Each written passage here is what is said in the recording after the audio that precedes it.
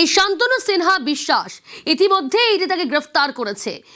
জমি জালিয়াতির কারবারে যুক্ত শান্তনু সিনহা বিশ্বাস।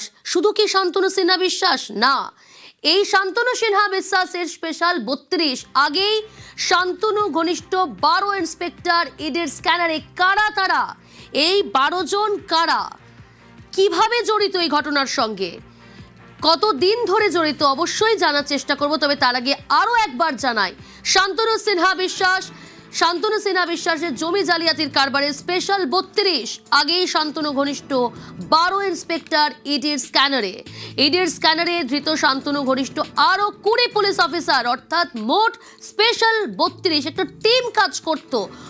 অনুপ রয়েছে আমার সঙ্গে। অনুপ, এই স্পেশাল 32 তারা কারা, কিভাবে যুক্ত এই কাজের সঙ্গে?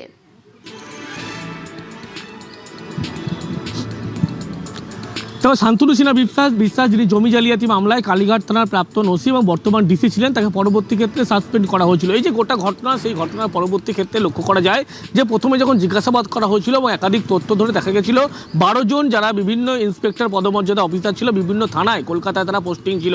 এই পোস্টিং করেছিলেন একদম শান্তনু সিনহা বিশ্বাস নিজে করেছিলেন তার সুবিধার্থে।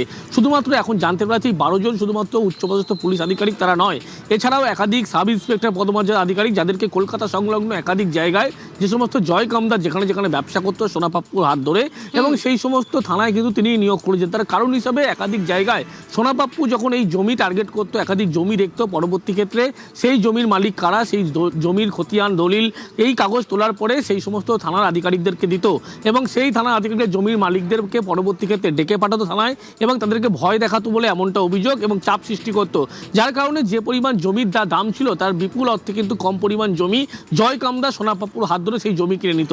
এবং এই যে গোটা প্রক্রিয়া, সেই প্রক্রিয়ায় যে নাম উঠে আসছে শান্তনু সিনহা বিশ্বাস, তার কিন্তু ঘনিষ্ঠ যে 12 জন যারা বিভিন্ন থানার ইন্সপেক্টর পদমর্যাদা ভারপ্রাপ্ত আধিকারিক ছিলেন, এবং শুধু তাই নয়, তাছাড়া লক্ষ্য করা যাচ্ছে যে আরও 20 জন সাব ইন্সপেক্টর পদমর্যাদা অফিসার যারা মূলত এই সিন্ডিকেটের মতো কাজ করতো, যে সমস্ত জমির মালিকদেরকে টার্গেট করা হতো, তাদেরকে থানায় ডেকে পাঠাতো, ভয় দেখাতো, চাপ সৃষ্টি করতো, এবং তার পরবর্তী ক্ষেত্রে লক্ষ্য করা যেত গোটা যেই ঘটনা প্রক্রিয়া যখন ঘটতো, সেই কম দামে কিন্তু জমি একেবারে, অর্থাৎ গোটা ঘটনা সামলাতো শান্তনু সিনহা বিশ্বাস এবং তার টিম স্পেশাল 32। সঙ্গে থাকুন।